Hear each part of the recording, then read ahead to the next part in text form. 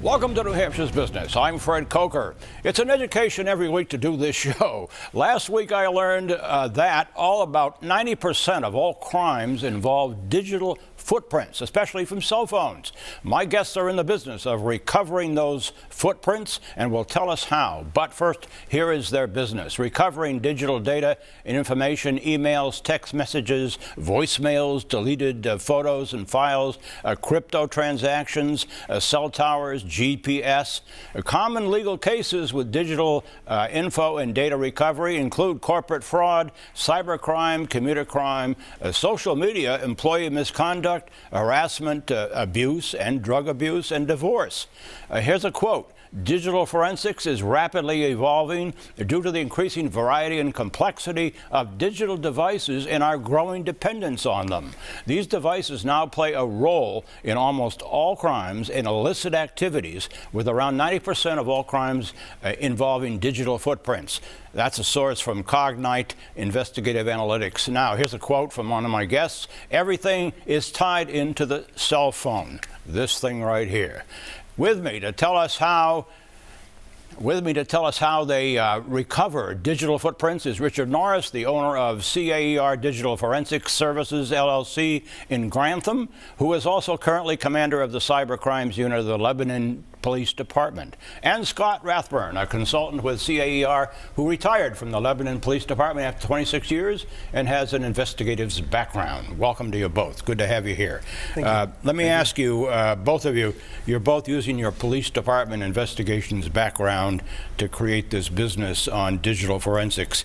Are there enough criminal and civil cases in the courts to grow a business like this, Richard?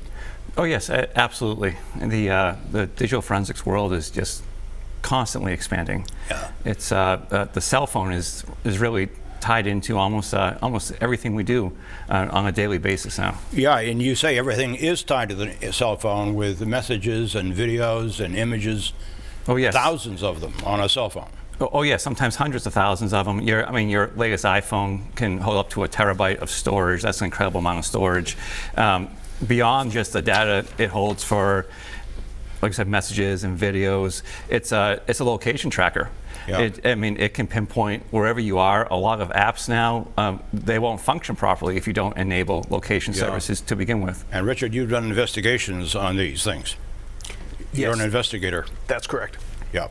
Now, let's go to, there are tools of the trade that you use to recover evidence, and we have a video that shows it, and why don't you describe it, Richard, what we're looking at? Yep, so this is one of the capture techniques we use. It's called a link stream capture, and what we're able to do is only target specific content. So we don't have to take all the content off of a cellular phone if that's not what's needed.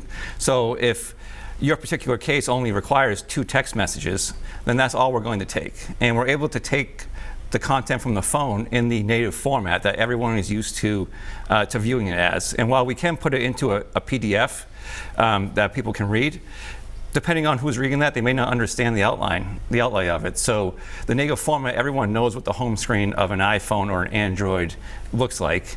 And then if we're going to take a message like this, we can extract it with the exact message bubbles in the same form that it resides on the phone itself to make it just an easy display for court-related purposes. Yeah, that's fascinating. That's fascinating.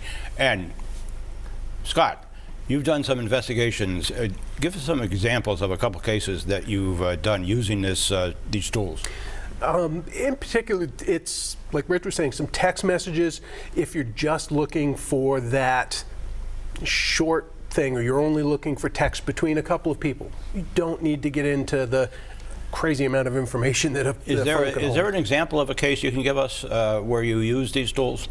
Oh yes, absolutely. So as we were investigating a crime for one of our law enforcement customers, and the witnesses to that crime had some certain text messages and emails, the involved parties did, and so we didn't need to target the entire phone, extract the entire phone. It was not relevant for that particular matter. And so we were able to simply target the selective emails, the selective group chats on a particular app, and not have to deal with the rest of the content of the phone. That's fascinating. That's fascinating.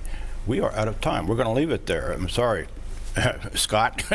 We didn't get to talk much. But thanks to Richard Norris and Scott Rathburn of CAER Digital Forensic Services in Grantham.